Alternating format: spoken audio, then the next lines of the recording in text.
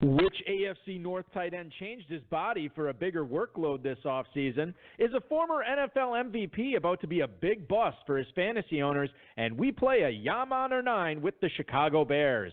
Plus, 9-time FPC League champ Darrell Wall talks to us about who he has a bunch of shares of this year, what rookie wideout might be a sleeper in Footballguys leagues, and more. We've got a great show for you. Dave Gerzak is here. I'm Eric Balkman. Stick around. Your high-stakes fantasy football hour starts now. Clap your hands, everybody, if you got what it takes.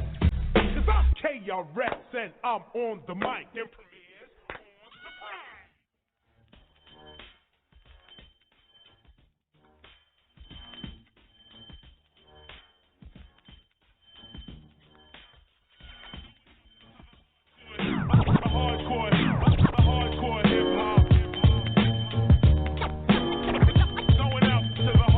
Broadcast live and heard around the world, you are now listening to the most entertaining hour of radio on the planet. It's the High Stakes Fantasy Football Hour presented by MyFFPC.com with your hosts Eric Balkman and Dave Gerzak. The High Stakes Fantasy Football Hour is your home for football analysis from the best fantasy players in the world. And now, because no one else was available, here are Eric Balkman and Dave Gerzak. With the master rhymer, that's the lead behind the video rapper. You know the truck driver, tapper. Down goes another rapper, on to another matter. Punch up the data. Thanks a lot, Rob. Greetings and salutations. Welcome into the latest episode of the High Stakes Fantasy Football Hour. All you Balkaholics, all you Gerzakin addicts.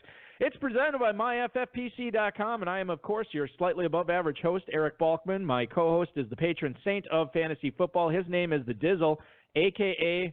his birth name, David Gerzak. Coming up on tonight's show, we're going to discuss the impact of a stud receiver skipping OTAs with his new team, why the Cardinals defense may never see the field this year, and Darrell Wall, a 9-time Footballguys Players Championship winner, will join us shortly for a discussion of some breakout AFC North running backs, his thoughts on Mike Williams, and much more. I would say shout out to the chat room right now, but BTR is having some issues with the chat room, so I apologize that you're not able to jump in. We are still going to have a lot of your questions coming up in the fantasy feedback segment later on in the show. If you want to hop in and get more of those questions answered, 347-426-3682. That's 347-GAME-OVA. Facebook.com/HSFF-Hour.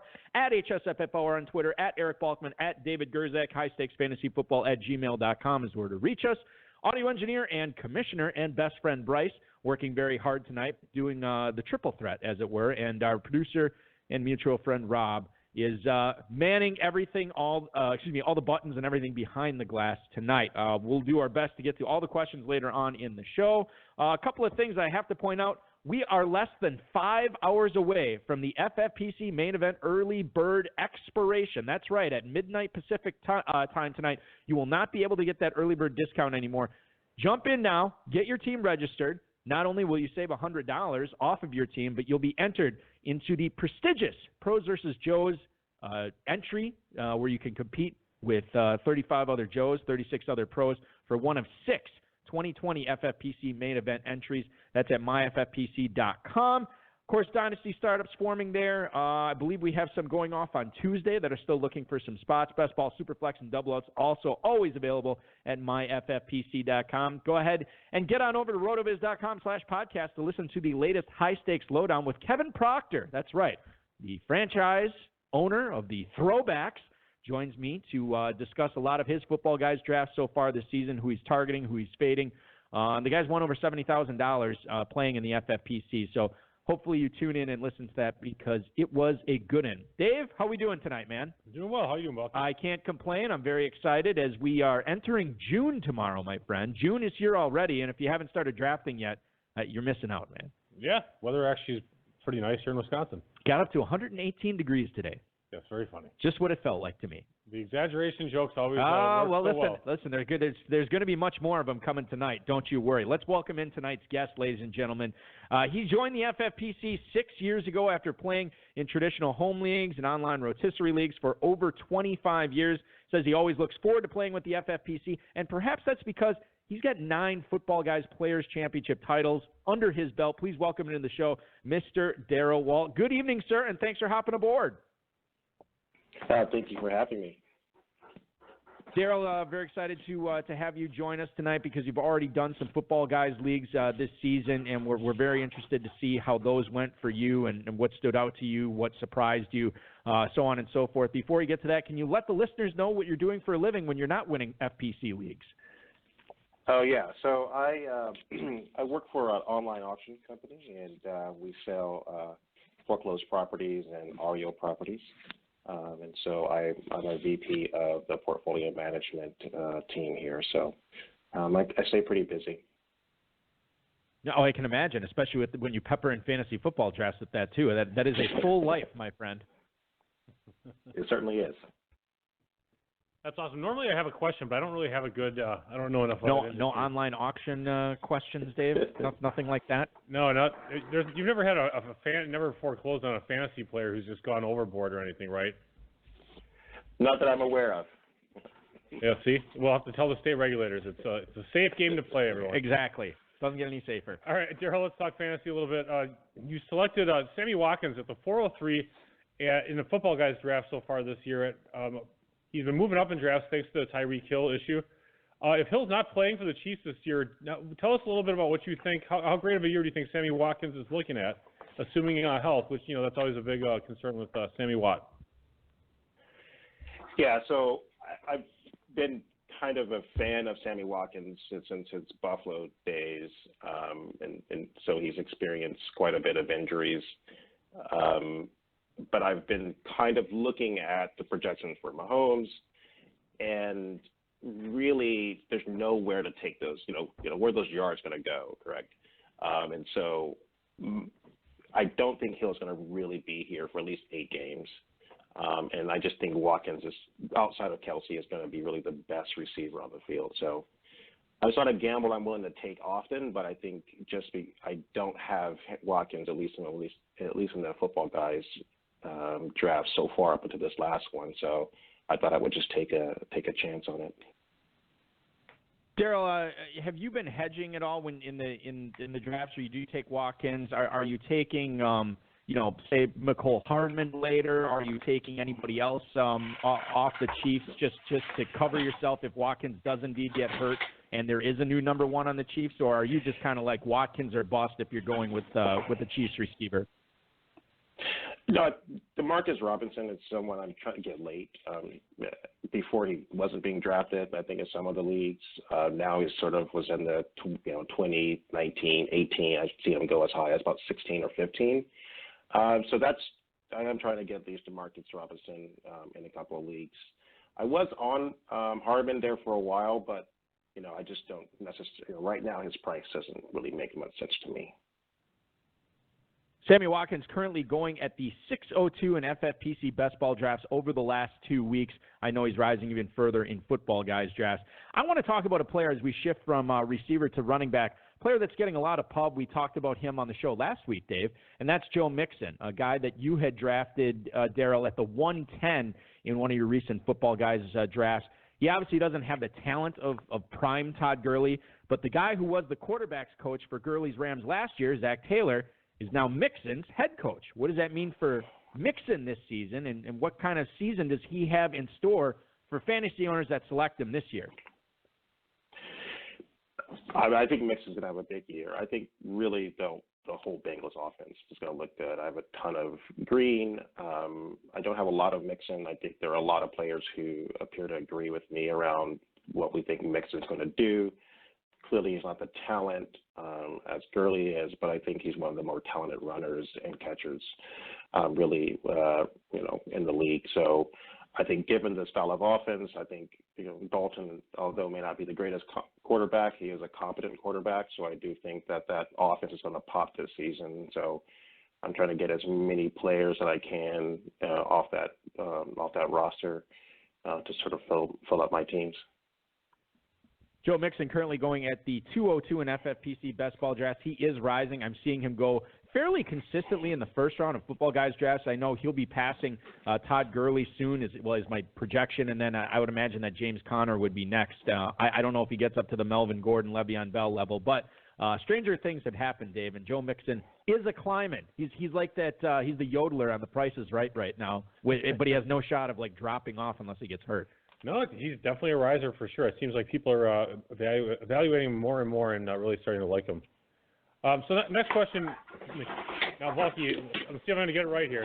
N'Keal Harry may be a rookie this season. You got it. That's right. Correct, yeah. He's actually going to be is he going to be a sneaky good redraft choice in FPC leagues as well? Yeah, I mean, I think there's really targets available, I think, with Gronk being, retiring. I think whenever you get rookie receivers, there's always some fear that they really are not going to produce.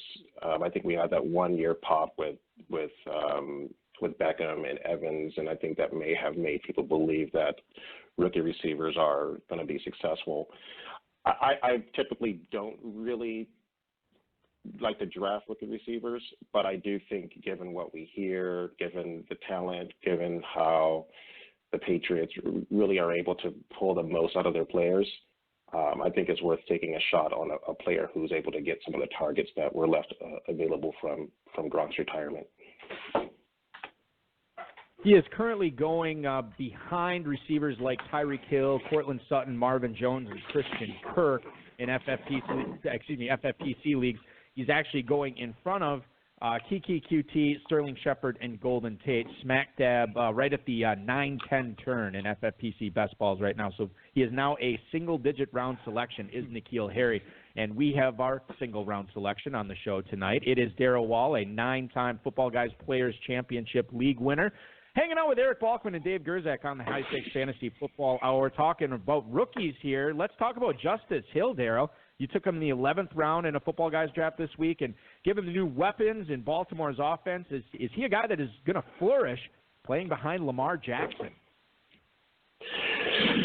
I think he can. He's a talent. I've actually loved drafting Mark Ingram for the last couple of years, and so I am still a believer in Mark Ingram, but I just think Hill has a particular type of talent that I think will justify getting some significant carries and potentially obviously some receptions.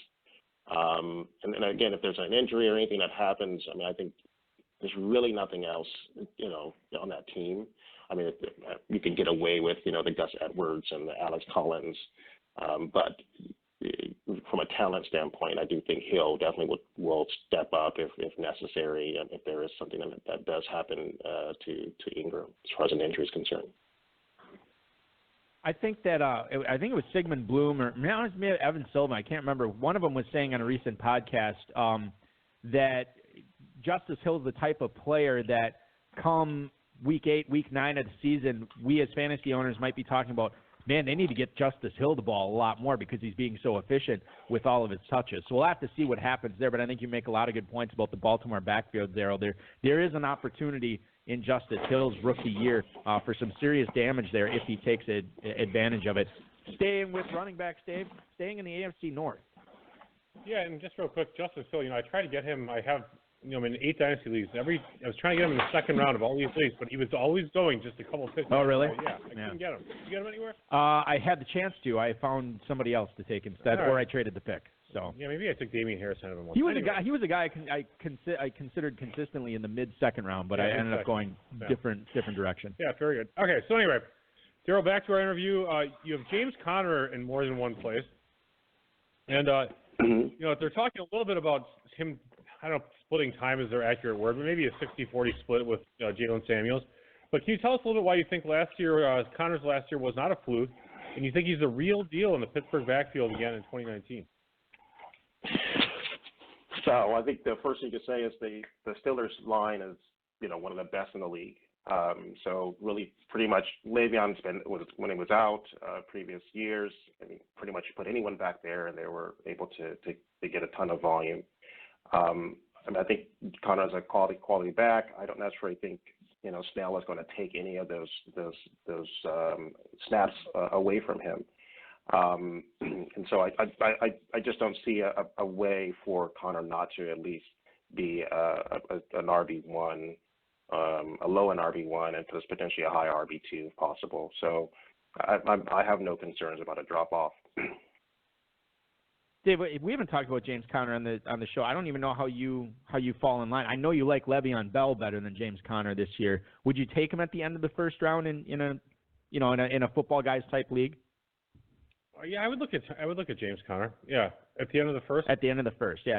I can tell you his ADP right now. I think that's right. I think 112 is where he's going. So. I'm back and forth on Le'Veon Bell, so James Conner currently going at the 201, so he's going right at that turn in FFPC best ball drafts over the last 2 weeks. I don't think that changes too much with football guys, but that's where Conner is going. I think I'd be fine with him. I like some of the receivers there a little bit better. I like Michael Thomas better. I like Odell Beckham better. But certainly if I'm going running back there and Joe Mixon's already off the board, James Conner is a guy I would strongly look at. People are talking kind of a polarizing player here for the Chargers this year. Mike Williams, he's entering his third year as a member of Los Angeles. Darrell, is he about to make a big leap forward and make that breakthrough, even after coming off a 10-touchdown season in 2018? Yeah, I mean, the talent's there. I mean, I think that's. I mean, as much as I'm a huge fan of Keenan Allen, I think it's just a big ball of talent there with Mike Williams, and so I don't see how they don't use them. Obviously, they use them pretty significantly in the red zone with the 10 touchdowns. There's a lot of upside within that offense. There's a lot of noise around that team really making a big push for the Super Bowl. So they're going to be a high-octane offense.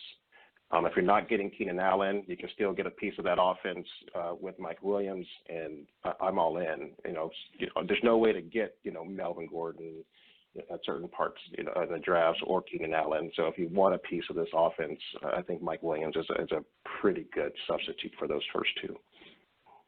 It's currently costing FFPC players a mid-6th round pick. He's going right behind Calvin Ridley, Tyler Lockett, and Sammy Watkins. He's going right in front of Jarvis Landry, Allen Robinson, and Tyler Boyd. Oh, Dave, I know you like Tyler Boyd better than Mike Williams.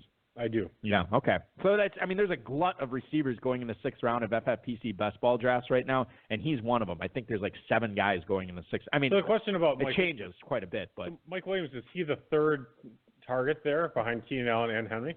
Or do you think he's the second? Yeah. How do you fall in on that, Darrell? Second or third option for the Chargers? I think he's going to be a second option. I think Hunter Henry's coming back. I think he's going to be solid.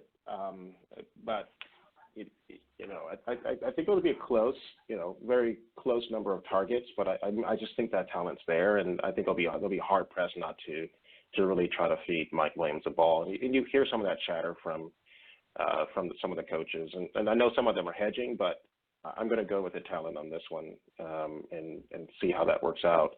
I'm also a fan of Boyd. I do hear a lot of people saying that he's not going to be able to maintain the volume he got last season. But the couple games that AJ Green played, or the 8 or 7 games AJ Green played, I mean, Tyler Boyd was on fire. So, and I don't see that changing for him. So I do think they're both really good picks, and definitely want to get more shares of Boyd as well.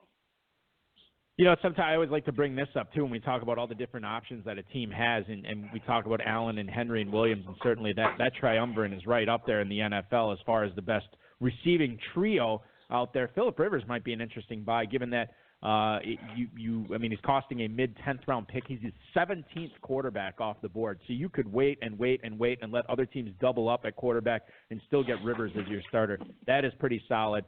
We're seeing a lot of teams wait on quarterback again this year. Phillip Rivers being a nice little consolation prize in Football Guys draft. We always talk about when we get guests on the show, Darrell, about who have drafted not just one draft this year, but already have a couple of them under their belt. I know you've got a few under your belt, and I look at when I get done doing multiple drafts, I always look at, oh man, I got this guy again, and I'll either feel really good about it or like, man, I'm a little bit overweight on this guy this year. Is there anybody in fantasy drafts that you've picked up so far this year that you wish you had more of, or are worried that you might have too much of right now? No, I think for me right now, getting a ton of Rashaad Penny. I think I do have a ton of shares. I do think he's going to do pretty well. I mean, even with Chris Carson there, I think they're going to run the ball a lot. I think not having Mike Davis, I totally want more of those shares. Jaylen Samuels, I know that, I'm high on Connor, but I do see them kind of changing things up. I think those Antonio Brown targets are not going to obviously go to Juju. He already has, he already, can show that he's gotten those receptions even when Brown was there. And I don't think it's going to go to the rookie. I don't necessarily think all those targets are going to go to James Washington. I do think they're going to change up their scheme a little bit and get the ball out to Jaylen Samuels. So, trying to get a piece of these offenses that I think are going to be high-power offenses. And if I can't get the top player, I'm trying to get some of the players that are going to take some of those targets away. And there'll be a good stash from the bench that will help out later in the season. Let's get to some tweets and emails tonight for Darrell Wall, of course, a 9-time Football Guys Players Championship League winner, and a couple of emails that, well, I'll tell you what, let's lead it off with a tweet tonight from the Bourbon City baller himself, Kevin Williamson, at SSN670 on Twitter, longtime listener and FFPC player. He wants to know, have you had more success drafting early, like May, June, or July, versus, say, late in August and September? And he also wants to know, this is more of a question for me and Dave that I don't know if we'll be able to answer accurately. He wants to know the past champs in the main event of the Football Guys and the top 10, when have they drafted in the past? So, Darrell, we'll lead things off with you. When you draft, when have you seen your most success? Has it been getting value early? Has it been using all that information that's out there for everyone in August and September? Are those the more successful teams, or have you had success no matter when you've drafted? Yeah. It's really, it's been all over the place. But I would say earlier you draft, you are getting a lot of value. Although it's a grind, correct? I think you really are seeing some of the best players who are drafting early. And so they're really bunched up into the leagues. But I think what you're also seeing is some of the other players end up not even being drafted. So you get a lot of rookies being drafted. And so most of those rookies are not going to perform. And so really the waiver wires are wide open at the beginning of the season.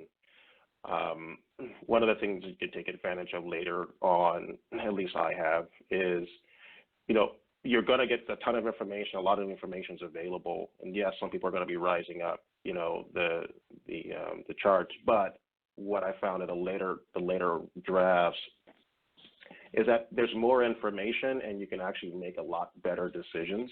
You're not guessing. And so you're taking a lot of that guesswork out of it. So it just really depends really on how you're how I'm structuring my drafts. But I do prefer doing some of the earlier drafts. I think I'm getting some pretty good value. Dave, as far as the second part of Kevin's question goes, Rob and I book a lot of guests for the show throughout the season. And it seems like to me, when I look at when these guys drafted, and the reason we're having them on is obviously they're, top 10, top 20 in the Football Guys Players Championship. We've had guests on that drafted their team in early June. We've had teams that have drafted their teams in early May. We've had them draft the game day draft, the last day you can draft an FPC team. I think it's been all over the place, and I can't speak for overall winners in the contest, but I would imagine it'd be similar. Like, I don't think there's necessarily a better time to draft. I just think, doing it throughout the drafting season, it really challenges you, and it's a lot more fun that way because the board's always changing. Wouldn't you agree? Yeah, I do agree. there are definitely more champions in the later drafts, but that's because there are so many more later drafts. So that's a good point. It's really super heavily weighted to late drafts, but that is because of that. Yeah, we do have many more drafts going on at that point. Let's get to an email here. I think the first one is from Bill in Piscataway, New Jersey. Dave, when's the last time you were in Piscataway? Has it been a while? Oh, yeah, it's been a while. Right after I was at Princeton over there getting my bachelor's in art history. Got it. Interesting. What did you do with that degree?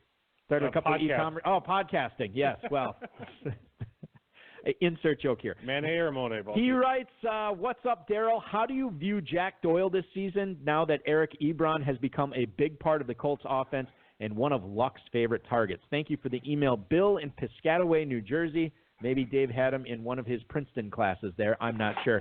Let's talk about Jack Doyle here a little bit, Darrell. And before you answer that, I can tell you that currently in best ball drafts with the FFPC, Jack Doyle is going at the 10.09 in these tight end premium formats. Your thoughts on Jack Doyle and what he presents for fantasy owners in 2019? Great value. Jack Doyle's going late, especially in the premium league. You're getting a player who I think really is going to be on the field. You're pretty much going to Ebron's not going to be on the field as often as Doyle. And so I'm all in on Doyle. There's really nothing but upside. I think they're both, he's obviously coming off the injury, but I'm not really concerned about it. So I have a ton of drafts. I've been drafting Doyle. So I'm not really concerned about his injury or anything like that. And I don't think Ebron's going to have a very big season. As a matter of fact, I was all over Ebron last season. I'm not really buying many shares of Ebron this season. Yeah, Eric Ebron going very high in drafts this year comparison to where he was going last year. He's going at the 503 right now, which puts him at tight end number 7 off the board. And quick self-promotion, I actually recorded a video and did a little write-up for our friend Matt Kelly over at playerprofiler.com for their world-famous draft guide.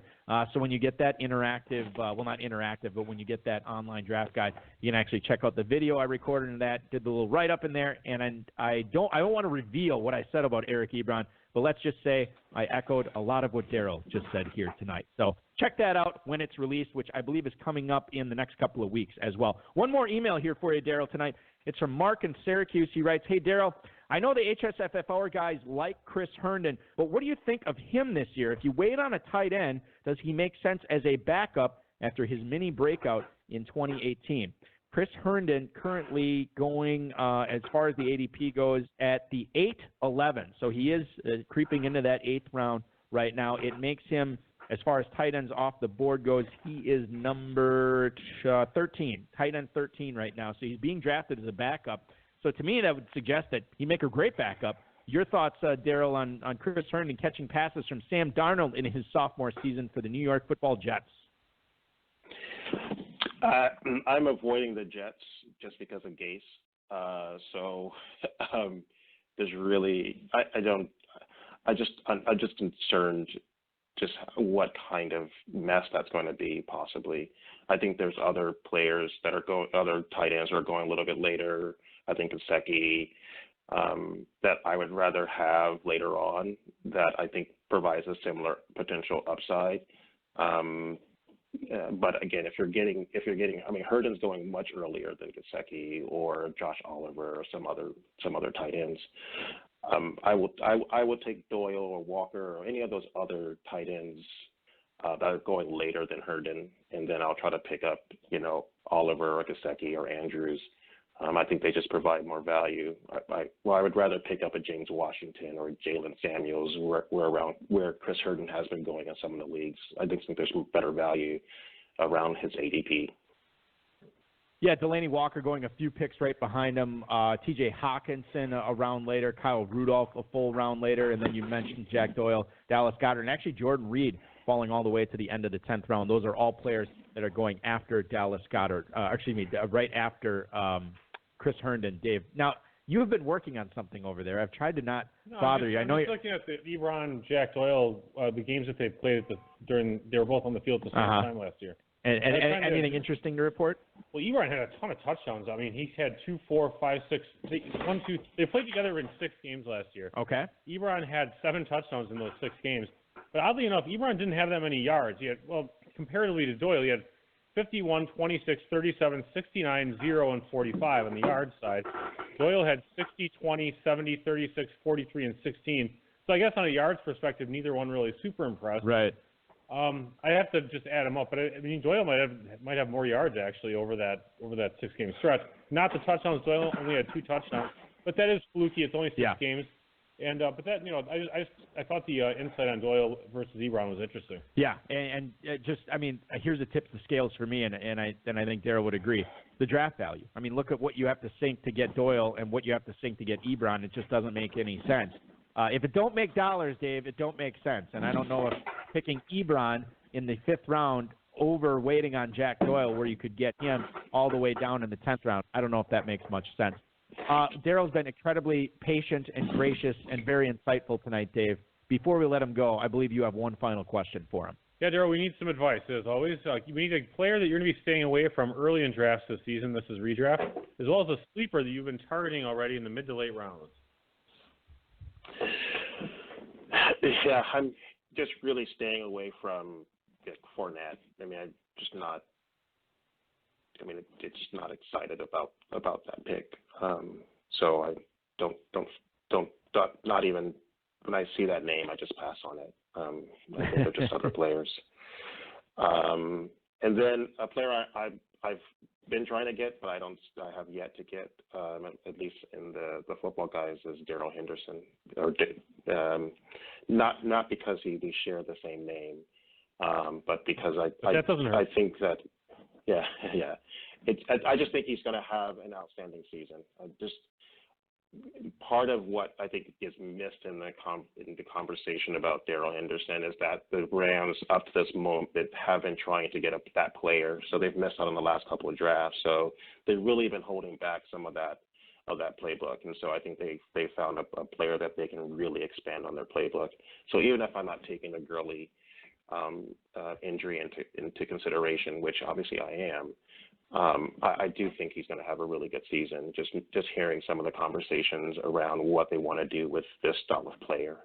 So I do see the potential for something similar to the Ingram Kamara year that happened a couple of years ago, depending on how they use them. Well, no surprise, I've now lied on the show tonight. I said that was the last question. I do have one more for you, Darrell. I know that you.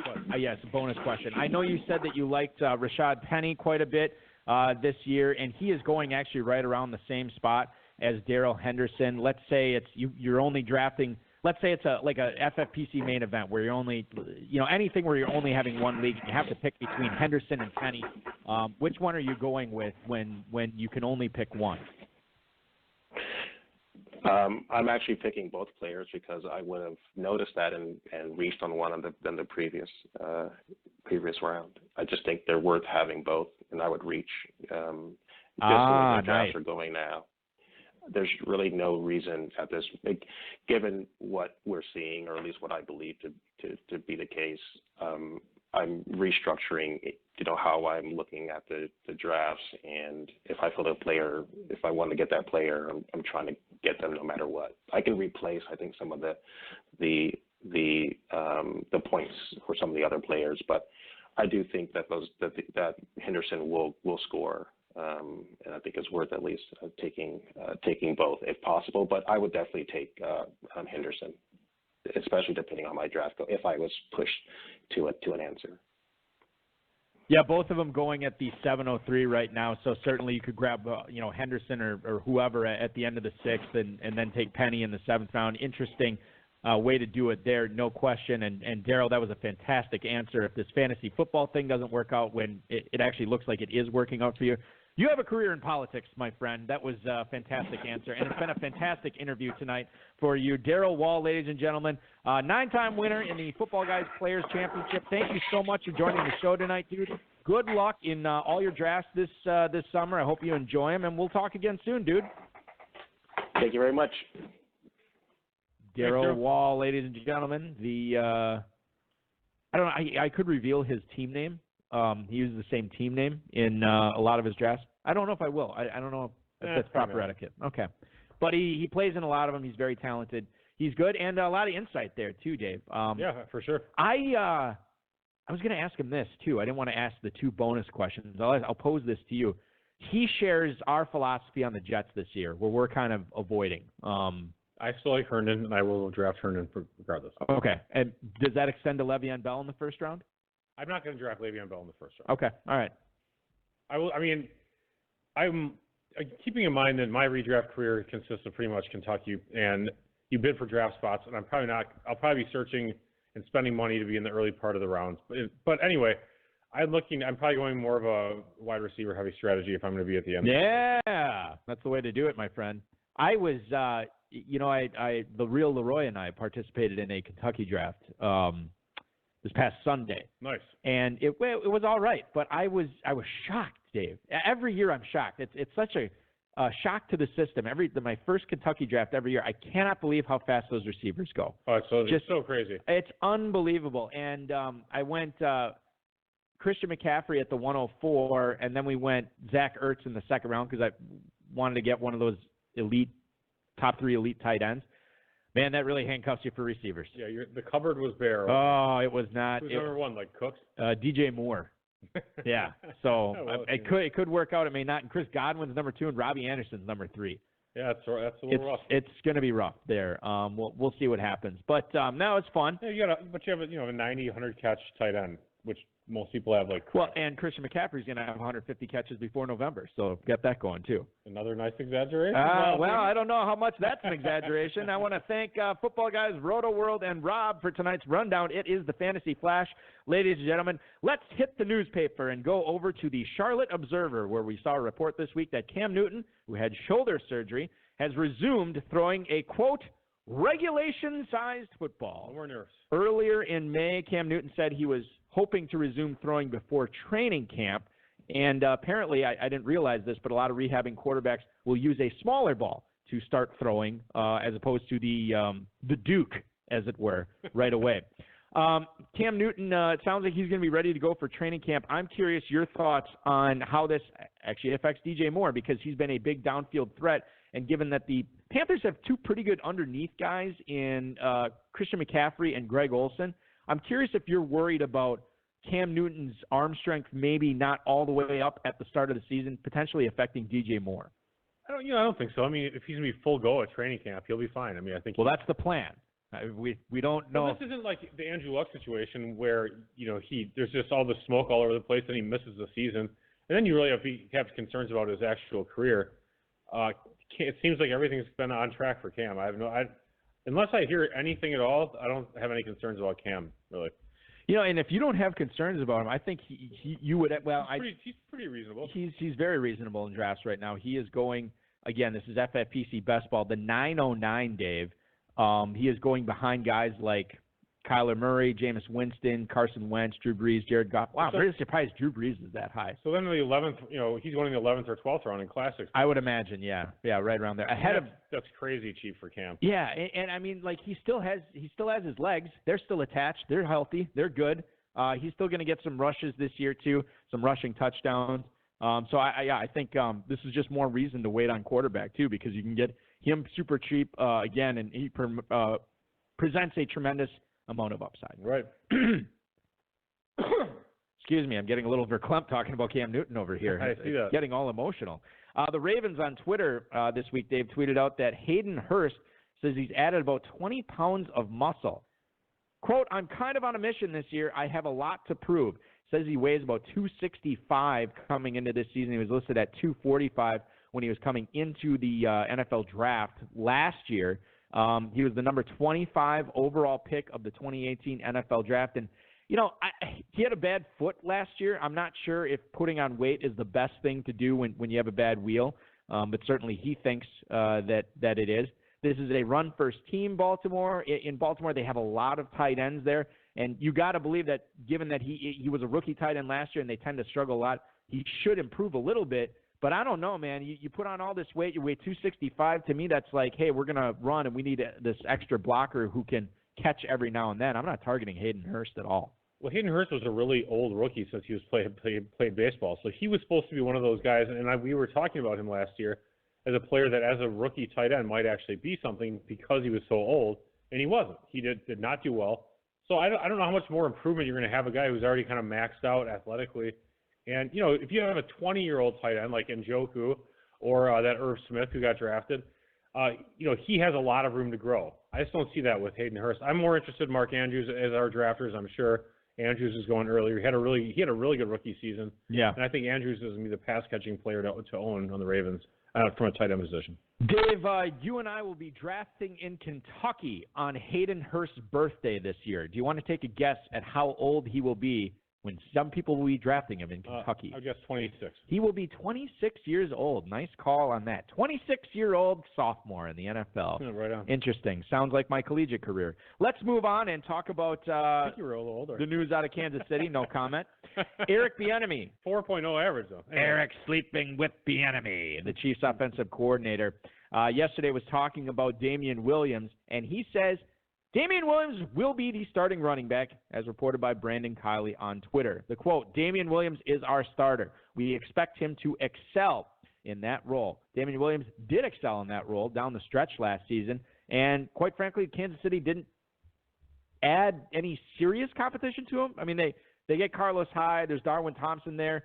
Darrell Williams, James Williams is there as well. But none of these guys, there weren't any significant assets sunk into these guys, Dave. Your thoughts on Damien Williams right now? He is ascending up FFPC draft boards, but not as much as I thought he would. He's going at the 306 still, so you can get Damien Williams. The starting running back on the Kansas City Patrick Mahomes is in the mid-third round. You know, there's a lot of fantasy Twitter that is down on Damien Williams. Really? A lot. And whether they think Darwin Thompson's going to take the job, whether they think Carlos Hyde's going to take the job, and it's totally fine. I mean, Williams he was an unproductive player, kind of came out of nowhere, got the job late. Under Adam Gase. Yeah, right. I mean, got the job late because of Hunt. That doesn't mean, again, with running, I don't feel like running backs break out similarly to receivers or tight ends. No, I'm with you. It's totally an opportunity-based situation. And when he played, he was an awesome, high fantasy point scoring running back. He was really good. And, I had him on one of those Kentucky teams. He was putting up like 25, 30 points a game, no problem. And he put up the touchdowns, but he wasn't touchdown dependent. No, he was just a very good all-purpose back. And I think that's the way the team looks at it. So I actually, in my opinion, I think a lot of the so-called, smart crowd is going to be incorrect on Williams. I think he's going to be a decent pick there. So all the dummies that take him at the 306, I think they're going to do just fine. They're going to do well there. Let me ask you this, Dave. You have gone on the record, and I think it's fine to spoil your Kentucky strategy, but you are very high on buying the 101 or the 102 in Kentucky this year. Yeah, I'm very interested in that. I think this is going to be one of those years where the 101 to 104 or 5 even is going to be pricey. But I think the 101 and 102, because you have Barkley and CMC, are going to be really $800 plus. Maybe I'm wrong, but like the old Tomlinson, Sean Alexander days. Yeah, exactly. I think you're going to see a little bit more of that again. Okay, so many questions coming to mind now that you've said this. Damien Williams. Now the receivers go pretty fast in Kentucky. There's a chance he could fall to you if you have the 102, the 103, the 104. He could fall to you. Oh no, I guess he wouldn't because of third round. Well, it's still possible that he could fall back to you there at the end of the third round. Would you be comfortable if you had, say, Barkley or Kamara or somebody like that, and you get a receiver in the second round? Would you be comfortable taking Damien Williams at, say, like the 309, something like that? I would be comfortable taking him there, but I'm guessing that I would possibly pass and keep going receiver. Get a receiver. Okay. And that's the way Kentucky is. It's just so messed up a little bit, It's not messed up. Yeah, it's a little. I mean, it's challenging. It confines you a bit. It does confine you a bit, yeah. So I mean, I don't know if that's whatever. I mean, no, I get it. You are a little bit. It's challenging in that you don't have as many good choices to go with.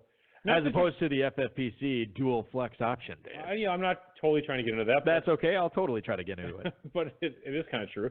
I mean, you could do that. I mean, you just have to kind of keep pounding receivers because everyone else is going to hit receivers. So if you don't do that, if you have after 3 rounds or after 4 rounds, you have 2 backs and 2 receivers, that's fine. But then rounds 5 and 6, you were again kind of forced to hit receiver, and then where's your tight end? So yeah. I don't know. No, I get it.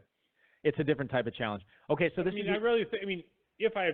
If I look at it, I think Williams is a top 10, top whatever back. Yeah. Then I really should draft him anyway. Okay. Let's throw this. I'm going to frame this in an FFPC point right now. You have the 105. I think I asked you this a few weeks ago, but because I don't remember how you answered this, I'm going to ask it again. You have the 105 in a Football Guys draft. The top 4 backs are off the board: Kamara, Elliott, Barkley, McCaffrey. Who are you taking at 105? Potential options include. I'd probably take David Johnson. Okay, that was sort of the answer I was fishing for here. Well, we got a David Johnson thing coming up. He's kind of moving up. I mean, he's really and the more you hear about him, and then him and you'll talk about it. Right. I'm sure, so. But you like him better than Travis Kelce at the 105 in an FFPC league. Yeah, I think so. And you like him better than DeAndre Hopkins. Yeah, I think at 105 you're still looking at running backs in FFPC. Right. Yeah. Is Hopkins your number 1 receiver right now? Yeah, I think so. Okay. Yeah. I mean, FFPC players would agree with you. I was just kind of getting your take on it. Yeah, I want to put Beckham out there, but he's doing flaky things. Yeah, we're going to get to that flaky thing in a little bit here. Who do you like better between Devontae Adams and Michael Thomas, just curiously? We're getting into the minutia right now. I guess we are. I don't really know. I mean, I guess I'd flip a coin at this point. I've not really evaluated the two of them. Okay. You like both of them, though? Sure. Yeah, they're good players. I mean, right. When you're talking about guys that are first-round picks, sure. Right. Okay. Yeah. Fair enough. Well, there's been first-round picks you haven't liked. You just said Le'Veon Bell you wouldn't take in the first round, and he's going in the first round. Right. Okay. The Cleveland Flake himself, Odell Beckham Jr., is missing, quote, a lot while absent from OTAs, according to Browns' new head coach, Freddie Kitchens. There has been 9 OTAs for Cleveland so far in this offseason. Odell Beckham has attended one of them, so I guess that's good. Obviously, when you have to show up for it, no question that Beckham's going to be there. He got out of New York. He's still got his massive deal.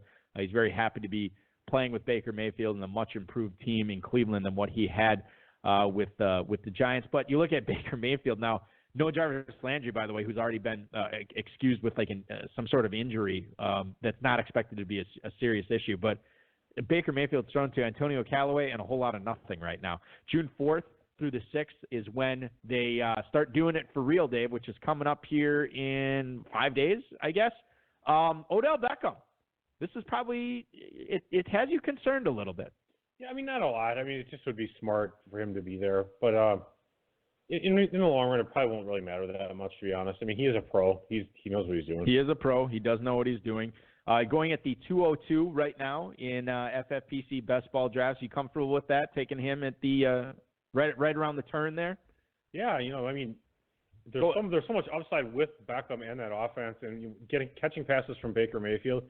Always when you're looking at receivers, look at who's throwing them the ball. Yep. Everyone's like, oh, Antonio Brown, he's such a bargain in at draft spot, whatever. Well, Derek Carr has to throw him the ball and get it to him and not throw 4-yard, average yards per attempt. He's got to really get some depth of the target there. Mr. Maybelline has struggled throwing the ball down the field the past couple of years, but you look at that turn, Dave. You get Joe Mixon and Odell Beckham to start off your draft. That would be pretty nice. I don't know if I'd do that, but yeah, that'd be nice. All right, let's get into fantasy feedback here on the show. The first it's a tweet from Curtis Michaela, at Curtis Michaela or Curtis Michela. I don't know how to pronounce it. First of all, Curtis, thank you for listening. Sorry for the mispronunciation. Really enjoy the HSFF Hour every week. Can you guys cover the origins of the whole 26er thing? It seems to come up every week, but I never know what it means. Thanks. So this we'll dedicate this answer to Two-Packer. As I think one of the charter members of the 52ers. Yeah, the 26ers hold a special place in at Two-Packer's heart.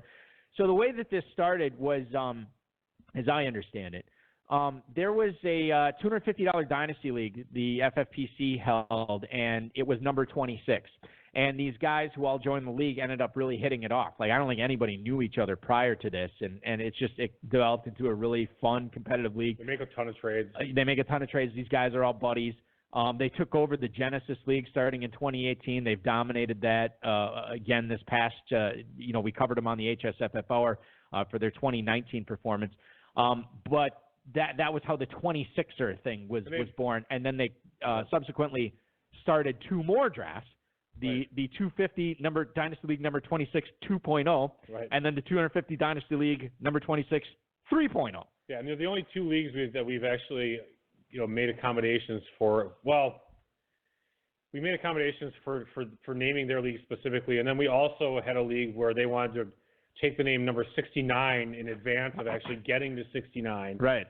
Which we allowed them to do. So yeah. 69, it's like getting rid of the number 13 in a hotel. We gave away 69 early, so they are the bad boys. Very, very mature. They are the bad boys of the FFPC dynasty. Well, the 26ers didn't do this, but there were just a group of characters who wanted the 69 league. They are a group of characters. Many of them have been guests on the show thus far, but that is the origin of the 26ers. The 250 26 league, did that start 3 years ago, was it?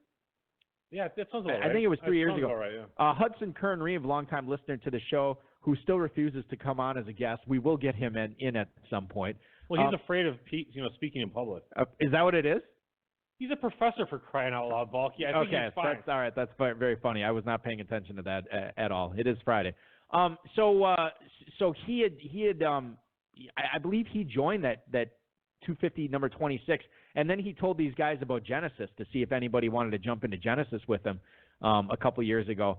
And instead of a couple of them jumping in, they all jumped in. And now it's pretty much it's like Genesis number 26. It's dominated by 26ers. So if you ever hear us refer to 26ers, that's where it comes from. February of 2017, actually. So okay. 2 years ago. All right. So there you go. There you have it on that. That is the origin of the 26ers. Moving on, Brian in Asheville, North Carolina. Dave, I love this email. Great. I like Asheville, North Carolina. Nice weather. Now that the Pack's defense is better, their new head coach helmed the number 7 rushing attack in the league last year, and Aaron Jones cut his body fat in half, is Aaron Rodgers due to be a bust at quarterback with only decrepit or prepubescent options to throw to? Appreciate you. That is Brian in Asheville, North Carolina. So much to unpack in this email. So we're going to answer the question, but let's talk about this Aaron Jones thing first. Did you see the report this week about him cutting his body fat from 11 down to 5.3? I did. And by the way, okay, 5.3 is possible. All right. That's very nice. I was just going to ask for Officer Body Fat Police to right. get in on this. Good job. You know what? That could actually be that can be accomplished. Cut out chips, cookies, candy, and Gatorade. Apparently, there is a lot of sugar. My wife loves Gatorade, but she buys the G2, which is significantly lower in calories. Oh, is it? Is that what, oh yeah. She's a big fan. My kids like it too. So anyway, Aaron Jones is a guy that I know you liked at the start of the season. You've liked him in the drafting season Still here, do. and he is going in again. FFPC best ball is 309. He is not right in that third round. Yeah, he has not moved up at all. I mean, he's going as far as running backs go, right behind Fournette, Damien Williams, and Derrick Henry, right ahead of Kerryon Johnson, Devontae Freeman, Josh Jacobs, and Sony Michel, who might be returning kicks for the Patriots. Did you see that? No. Oh my God, he's the only guy listed as a kick returner on the Patriots roster right now. What a train wreck that would be. So Aaron Jones, probably going to carve out a bigger – I mean, I would imagine that he would have a heavier workload this year, given how LaFleur wants to use his running backs, has used his running backs the last couple of years. And to me, Dave, it's very difficult to argue that the Packers defense is going to be worse this year, given all the assets that they sunk into it. And we're not talking about draft picks. I mean, we're talking about significant free agent additions, probably the biggest free agency year for the Packers on defense that I can remember, and that includes the year they signed Reggie White. I'm looking at this Packers defense being better. I'm looking at Aaron Jones getting more touches. I don't want to say Aaron Rodgers is a bust, but I looked at how he was not forcing the ball to his receivers the way he had with Jennings and Jordy Nelson and so on and so forth, because he had these young guys that he just clearly did not trust to make plays, and he would constantly throw the ball away. I'm a little nervous if I'm drafting Aaron Rodgers this year, because I think he'll be all right and he'll be a good leader on the field. But for fantasy, I don't know if his output matches his draft value. Yeah, I mean, Rodgers, to me, I don't know, he mailed it in last year, as we all know. I mean, he had that adversity, and he didn't like the coach, he didn't like McCarthy. And it's tough to, what are you going to make of him? And because he's dealing with a run-based coach, I think that Rodgers, because of name recognition, he gets overdrafted. I don't think I will own him in many, possibly if any leagues. I owned him in one league 1 year. That was it. And he slipped to like the 5th round in Kentucky. I'm like, all right, I got to do it here at this point. Sure. He is currently going as the QB number 4, Dave, at the 704, right in front of Baker Mayfield, who I know you'd much rather have than Aaron Rodgers this year.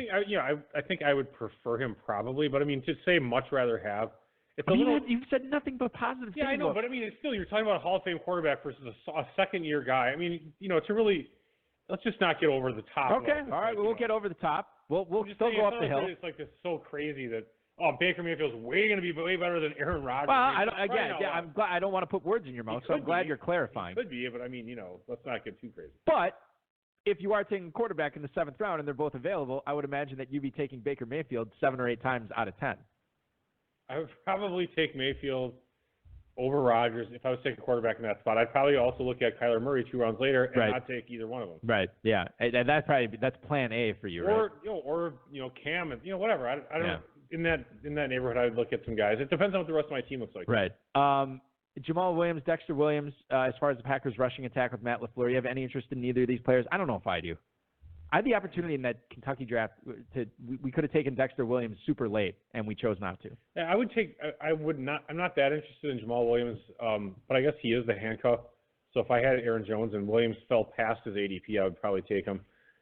I wouldn't take Dexter Williams in a redraft league unless I'd heard really good things that he might take the job over Jamaal Williams. Otherwise, you're just kind of you're kind of just betting on the come, so to speak, that he's even going to get the job. And that's the issue too. And I don't love Jamaal Williams. I think he's like whatever. In fact, he might even gone after Dexter Williams in that draft. Jamaal Williams. That's what they said on in Roto World. And you know what? The fact that he is so sloth-like, he's so difficult for blitzing linebackers to get past.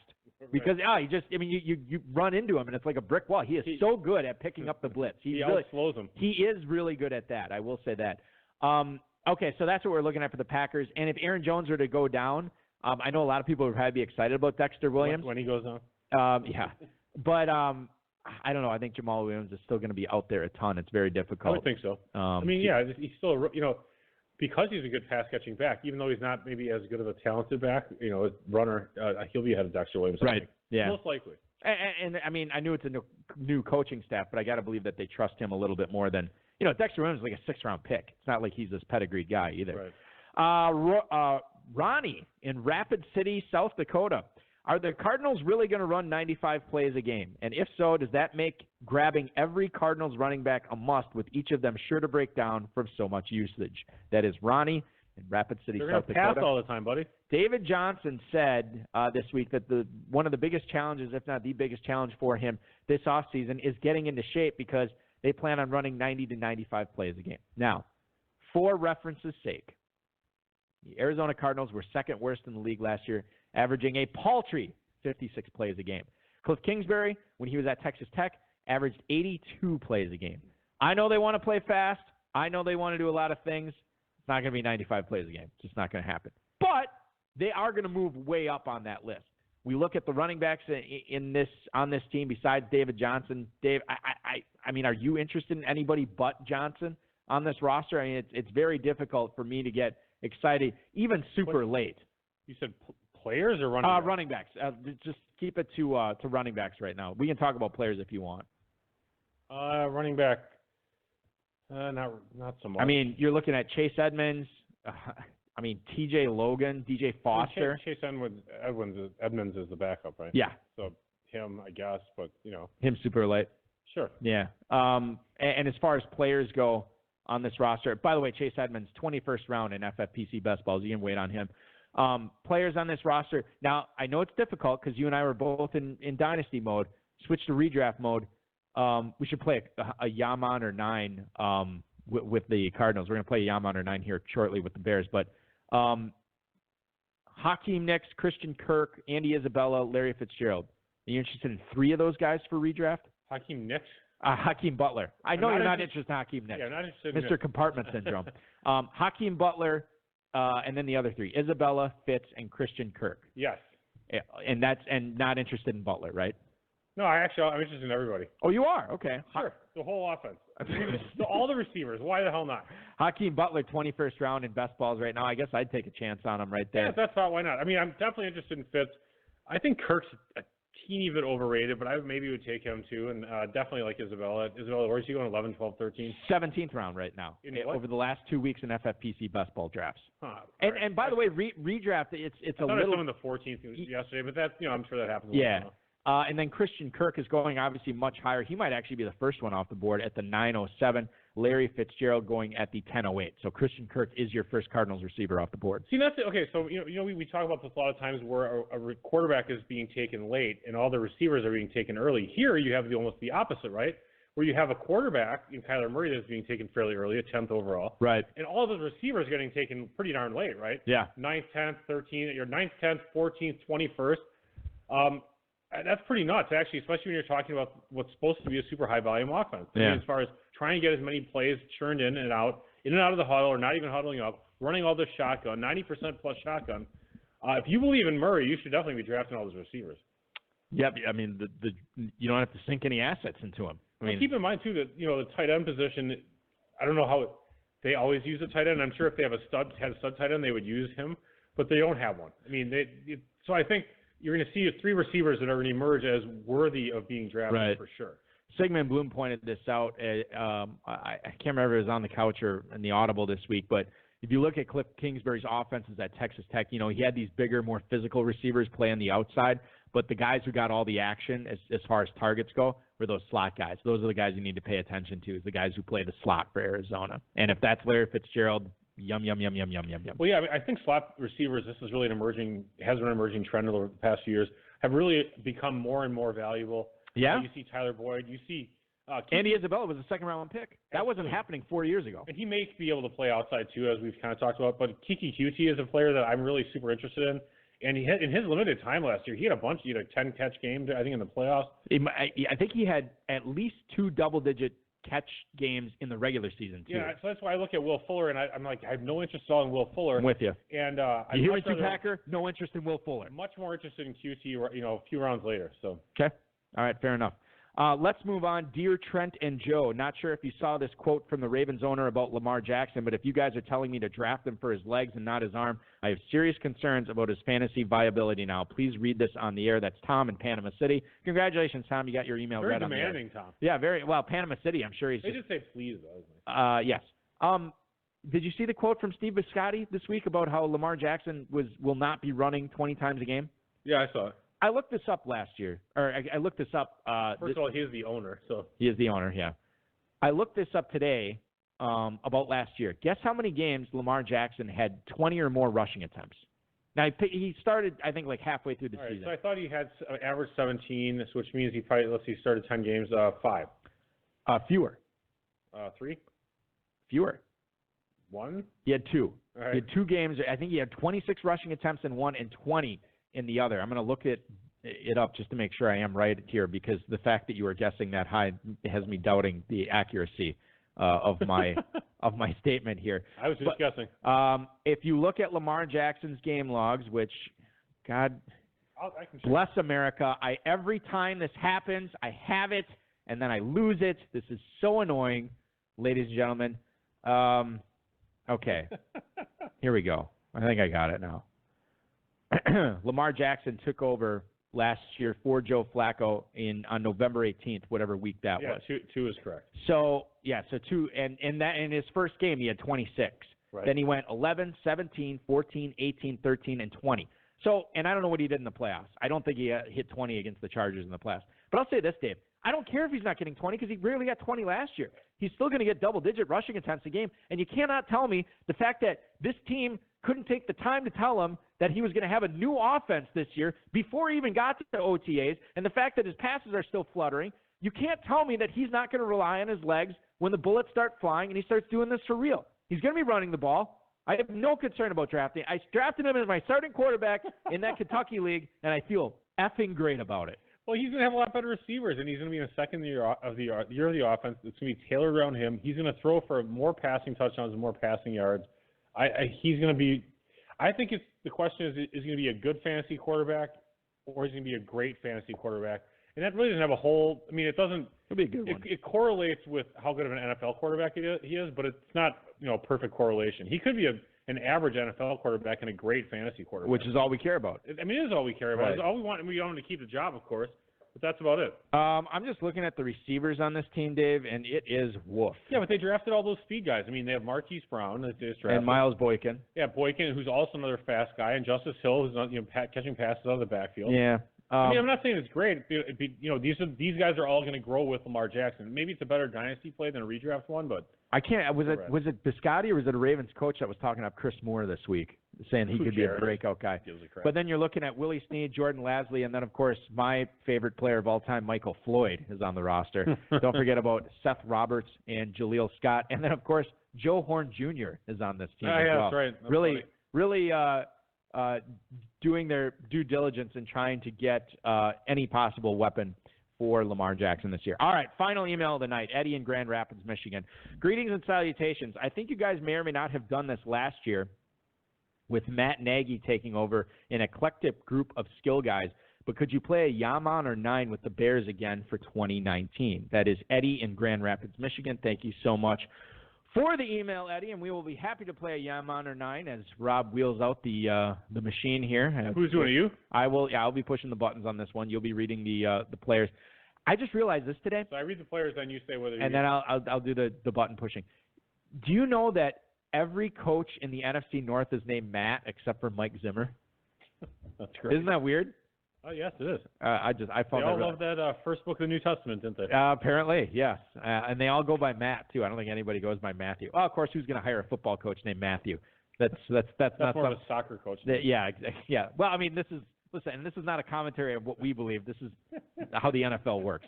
That's a commentary on that. All right, so let's keep Trubisky out. Well, we can throw Trubisky in. Basically, any skill position, Dave, throw them at me, and I will give you a Yaman or 9 whether I want these guys on my team this year. All right. Adam Shaheen. 9.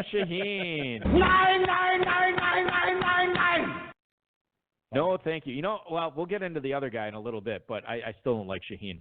All right, the magic cord, Cordell Patterson. 9. All right. You're on to Cordell Patterson this year? No. All right. Anthony Miller. All right, Anthony Miller. And I have to look this up right now. I'm cheating a little bit. In your mind? No, I have to look up where he's going in FFPC, Jess. All right, I'll tell you what. Yeah, man. 14th round in FFPC best balls, where I know he's going to have a few breakout games. I'm on board with that. I don't even like Anthony Miller. And 14th round is pretty inexpensive. He had an injury last year that he was battling. He's kind of a touted guy coming out of Memphis, right? Is where he went to school, I believe. And the Bears took a chance on him. I think for best ball purposes, he would suit my needs in the 14th round. That's kind of funny that he's going so late because there's so many Anthony Miller aficionados out there that just love the guy for whatever reason. The highest, Dave, that Anthony Miller has gone in the last 2 weeks in FFPC leagues is the 1104. Wow. Awesome. Wow. So apparently those aficionados are not drafting in the FFPC. Yeah, right. They're just on Twitter talking about it. And I'll tell you what, you're an Anthony Miller aficionado? Look where you can get him. Join the FFPC today. Great. Trey Burton, the director. 9. Why is he the director? Tim Burton, Trey Burton. Oh, I get it. Yeah, 8th round of FFPC best ball drafts right now. He ended the season with a groin injury, and now he had hernia surgery in the offseason. They already spread the ball around quite a bit on that offense. If I wait, I can get Herndon, I can get Delanie Walker, Kyle Rudolph, who I think is being underdrafted right now, and even Jordan Reed to a certain extent, too. I'm fine with not having Trey Burton on my team. Guys, remember all those people last year who just loved Trey Burton? He got that big contract. Yep, he did. Everybody's going to be so good. Yeah. Had never done anything, and he sucked. I took him in the 2nd round of the Carrington Dynasty League. Part of the reason I had to blow up that team this year. He sucked, but I mean, he really wasn't. He wasn't terrible. He just wasn't what people kind of expected. I honestly don't know where he finished among tight ends last year. I mean, he had to be close. I thought he had 500 and some yards. Maybe I'm incorrect. Was he a top 12 tight end in FFPC? Offhand, I don't know, but I mean, I would think he was. He's probably in that neighborhood. But tight end after the top 3 or 4 was kind of a wasteland. Might be the same this year. You never know. Yeah, let me just see what he did last year. He was 76 targets, 54 for 569 and 6 touchdowns. Yeah, I mean it's okay. He right? was for sure top 12 then. Yeah, no doubt. Was, right. But nevertheless, I can't. It's kind of like Kyle Rudolph. You're like, okay, well, he did something, but I wasn't all that happy when it averaged 8-9 points a game. Well, and that's why we put a premium on these tight ends, like these elite tight ends, because it gives you such an advantage. I mean, this is what we said about Rob Gronkowski for years. Right. Running back, Mike Davis. Really? Yeah, he's on the number 2 back right now on the team. Yeah, fast number 2 running back. Yeah, because he plays like number 2 or what? There's people who like Mike Davis, buddy. I'm not one of them. Right. I'll just look at. Let's gauge the interest of Mike Davis for FFPC players right now, going at the 15th round of FFPC. Yeah, that's probably higher than you thought. It is higher. I'll say this: it is higher than I thought. It's still not very high. Got to be pretty high. Hey, Panama Russ. Yeah. Very. Second time we worked that in discussion today. We were talking about that today. Meet Paris. Allen Robinson, wide receiver. Now here we go. Now we're getting you go from Mike. Coming back? We get Mike. We go from Mike Davis to the elite Allen Robinson. Oh boy, here we are. All right, so Allen Robinson going at the 609 in FFPC best balls. Yeah, man. Against my better judgment, I'm going to say a yaman to Allen Back Robinson, to the well. But it is borderline right now. I mean, he's going right next to Tyler Boyd. I'd rather have Tyler Boyd. But then after that, it's Alshon Jeffrey, Robbie Anderson, Corey Davis, and I'd rather have Allen Robinson than all 3 of those guys, even after my boy Corey Davis. Yeah, there's no way I'm drafting Jeffries this year. No? Well, hey, the Kentucky podcast last week, they're referring to Alshon Jeffrey as Alshon Jeffries as a tribute to me. They said, I'm like, Why is this a tribute to me that it's Alshon? I mean, I know, like, Kurt and I had fun at the Kentucky auction, like, with adding S's onto players' name that don't have it and then taking away the S's from players that don't have it. But whatever. But, yeah, I'd rather have Robinson than Jeffrey, for sure. By the way, Tariq Cohen, the Jewish running back. Because his last name's Cohen. So terrible. I think he's going to catch a lot of passes. I mean, I know there's a lot of David Montgomery people out there who I'm sure we're going to get to here in a little bit they're going to say, well, Montgomery's going to be on the field the whole time. I still think that Tariq Cohen is he's such an explosive running back. You got to have him on the field. He's going to make plays this year. I'll take him in the early 5th round. All right, and let's go to David Montgomery since you just mentioned him. Dave, all the things I just said. Tariq Cohen apply to David Montgomery. Guess the ADP of Tariq Cohen. Did I just say 503 for Cohen? You know what? I'm not. Doesn't matter because that's where he's going. Guess where David Montgomery's going? 506. 505. Oh, wow. Right after Tariq Cohen. Not even like the next running back after. The next player after Tariq Cohen is David Montgomery. Interesting. Now you have to make a stand on this, and here's where I think I'm leaning. I think if I can only choose one, I think it's going to be Montgomery over Cohen. Interesting. And I just think it's a volume decision because I do believe that Cohen is going to carve out a role, but I think Montgomery's going to be on the field quite a bit. So I like Montgomery better than Cohen, although I do like both of them this year. All right. 2 more. Okay. Eddie Pinheiro. 9. He's the kicker. You don't want him? No, I'm going to find somebody better at kicker. Mitch Bloodgreen. I like Trubisky because, for a lot of the same reasons we talked about why we like Kyler Murray, why we like Phillip Rivers, or at least why I like Phillip Rivers, he's got all these weapons. And with him, it doesn't matter who's scoring the touchdowns, who's getting the catches, who's getting the yardage, because no matter who it is, he's getting credit for it. Mitchell Trubisky going at the end of the 10th round of best ball drafts right now. I'm on board with him there. But I will say I do like Garoppolo. I do like Brady. I do like Darnold. They're all going behind him, too. So it's not like I'm married to Trubisky there. But certainly if I'm drafting a lot of teams, Trubisky makes a lot of sense to have on at least a handful of them, Dave. Yeah, I was going to say the thing about Trubisky that's underrated is his rushing. I'm just trying to look up his stats here. For rushing yardage? Yeah, his rushing stats. From just overall? Yeah, not playing football. Right, I didn't know if you're looking at he has 68 game logs or something like that. 68 rushes for 421 yards and 3 touchdowns on the ground, over 14 starts last year. That's pretty good. I mean, it's not Kyler Murray or anything like that, but those points all matter. They all count. All points matter. That's right. That's a great point. He actually don't discriminate against points, man. That's true. He actually went up from. I mean, granted, he only started 12 games in his rookie season, but he went up from 248 rushing yards to 421, as you just pointed out. Has 5 rushing touchdowns in his career, averaging last year, dude, 30 rushing yards a game. And he averaged 6.19 yards per attempt. That's better than Lamar Jackson. Jackson averaged 4 point something. That's better than NFL running back average per carry leader last year, Aaron Jones. There you go. Yeah. He's better than Aaron Jones. All right, I'm taking Mitchell Trubisky in the 3rd round now. You can use stats however you want. We single-handedly shot his ADP up 7 rounds. Trubisky throws better than Aaron Jones too, by the way. Why MVP? I mean, can we just start the conversation right now? There's no question. Well, Dave, I think that was the biggest thing we accomplished on the show tonight was moving the ADP for Mitchell Trubisky, and what a show it was. I do want to thank Darrell Wall, Dave Gerzak, the FFPC, Rob Bryce, and, of course, each and every one of you. Now, programming note here. Next week, you are still here. Yep. Okay? And I believe the plan, and correct me if I'm wrong, is to announce the Joes for the Pros versus Joes next Friday night, live on the show. You have roughly 3 hours and 47 minutes to get in on the main event early bird discount. Save $100, and then you get your name entered into the Pros versus Joes drawing, which will be conducted, and then we'll announce the names on the show next week, live at 10/9 Central. So that is the plan right now. It is going to be a very exciting show next week, and we hope you really you join us for the live portion of it. That's when we'll be back. Check out the Maiden Dynasty. There's no way we're extending the deadline until Sunday either. But I mean, chance. I can't see a scenario where that happens, but listen, I'm no Nostradamus. We'll be back next Friday, 10, 9 Central. Check out the Maiden Dynasties. Check out the best ball leagues at myffpc.com. Get in on not only the main event Early Bird, which expires in 3 hours and 46 minutes now, and the Footballguys Players Championship Early Bird. Check that out as well. Kevin Proctor on the RotoViz High Stakes Lowdown, rotoviz.com/podcast. Your weekend officially starts now. This has been another episode of the High Stakes Fantasy Football Hour presented by myffpc.com. That was broadcast live and heard around the world.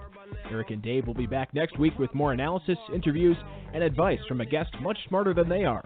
Thanks for listening, and we'll talk with you again next week. We're on the cement floor, even more so if we on tour. Me and E explore the country, wondering about the evening before. Trying to explain where the time went, while other rappers find a studio to grind in. Kinda like... Did you think tonight that I talked more than usual? No, I thought you were fine. And I asked this because normally I consume 2 alcoholic beverages per show. Yeah. And it's usually gone by the time we get to emails, my second one. You still have some left. Still have the New Belgium Voodoo Ranger Juicifer IPA. Nice. I still have a third of it left, which is why I will enjoy it, but I'm just curious if I was I don't know why I was. Maybe. Well, I only had water tonight, so maybe I didn't talk enough. Well, maybe I was filling in the cracks. Yeah, maybe I was just sitting there. Yeah. Well, sorry. I didn't have to do too much dizzle wrangling tonight. You made it easy for me. I ate dinner too late. That was my problem. So, it's full. Oh, those late dinners. Get in on that main event Early Bird. 3 hours and 45 minutes until it expires. Hustle in. We'll talk to you next week, and hopefully you get your name read as one of the 2019 Joes.